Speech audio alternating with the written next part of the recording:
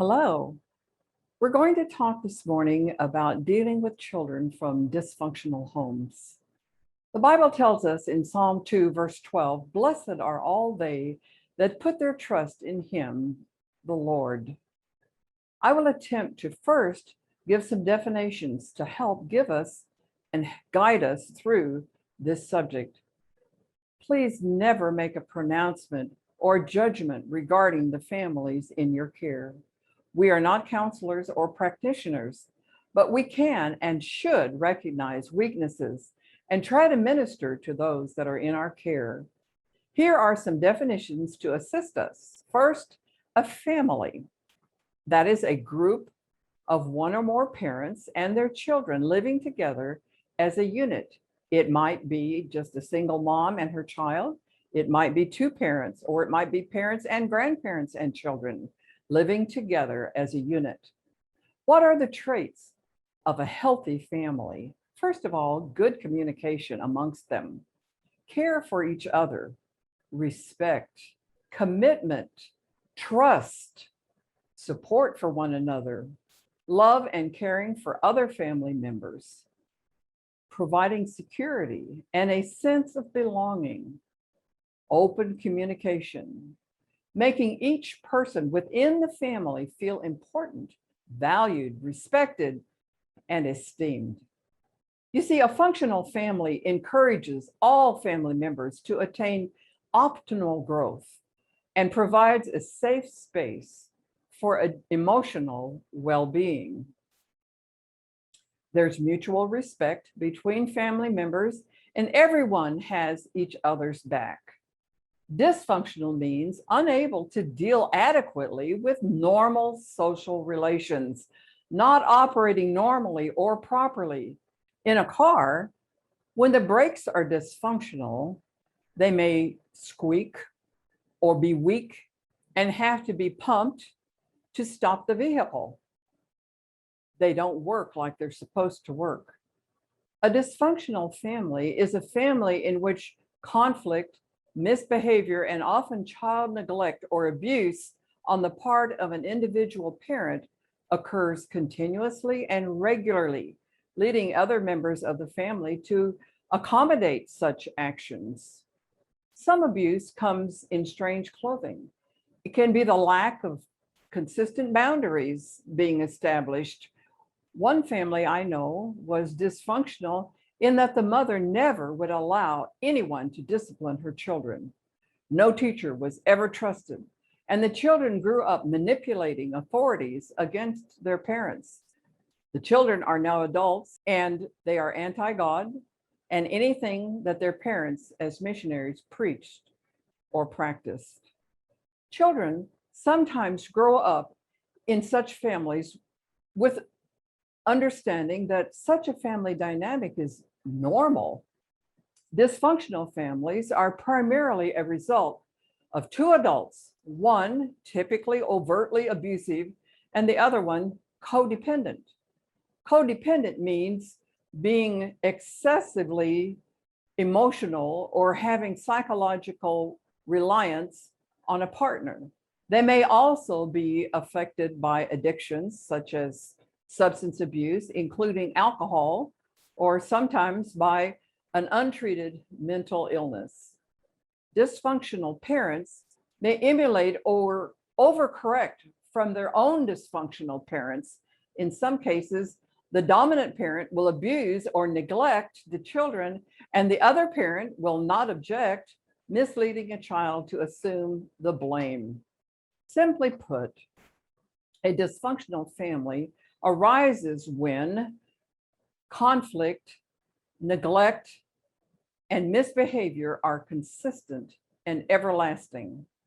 Families have anxious systems within them. There is a tremendous amount of emotional disturbance within the family members. This sometimes means that the emotional disturbance is coupled with child neglect and abuse. Dysfunctional families assume that this situation is normal as they are exposed to that environment regularly, and they do not know the different aspects of dealing with a dysfunctional family. So here are some common characteristics of a dysfunctional family.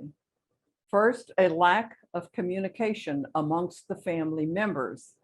There's a lack of empathy. They are prone to addictive behaviors, mental issues within the family, controlling behaviors, perfection, that means nothing is ever good enough, criticism, lack of independence and privacy when it comes to relationships between dysfunctional family members. In a dysfunctional family, there's often apathy, child abuse, and neglect involved to some degree. Children who come from dysfunctional families often have low self-confidence and low self-esteem, and they grow up thinking that such behavior is normal. Dysfunctional families have an adverse and negative effect on child development. Now, it should be noted that all families face stresses, including financial concerns, relationship issues, children's behavior problems, lack of cooperation amongst family members, lack of alone time as a couple, lack of time for yourself, household chores, overscheduled activities, lack of time for playing, work problems, guilt for not being able to do it all. But in a functional family, there is mutual respect between family members and everyone has each other's back. In a dysfunctional family, there is tension and mistrust amongst the parents and the children. Let's talk about what you as a pastor, supervisor, or monitor can do to assist a child living in a dysfunctional family environment. Here are some suggestions. First, make a special effort to befriend the child. Establish a non-academic relationship with the child, not as a friend, but as a friendly adult. Find out what their likes and dislikes are. What makes them happy? What makes them sad? Do they have a pet? What kind of pet is it? What is the name of that pet? Encourage them to talk about it. If they could change one thing in their life, what would that be? Do they know and view Jesus Christ as their friend? Make their academic progress your personal assignment. Attention that you may not be able to give to every student, of course not. This means giving the attention that you may not be able to give from a parent, that they may not receive even from a parent.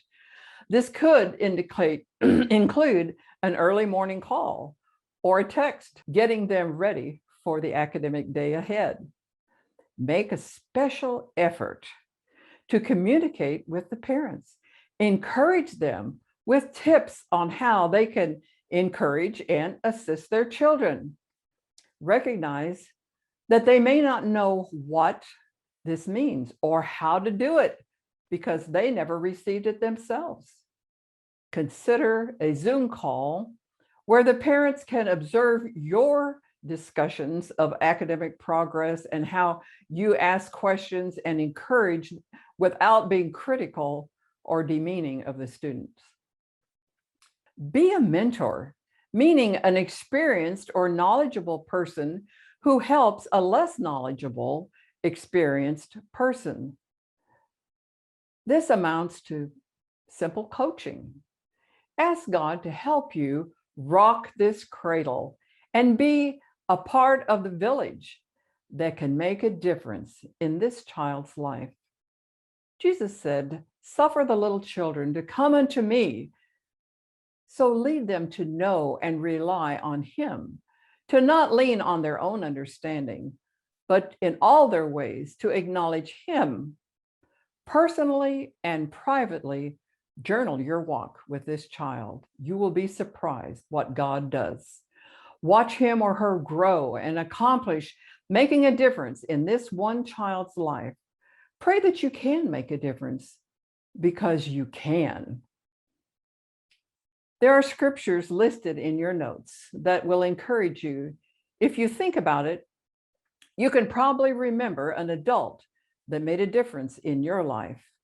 I remember a missionary lady who talked to me as a young child and encouraged me when I was only 6 or 7 years old. She gave me some advice that I have followed all my life.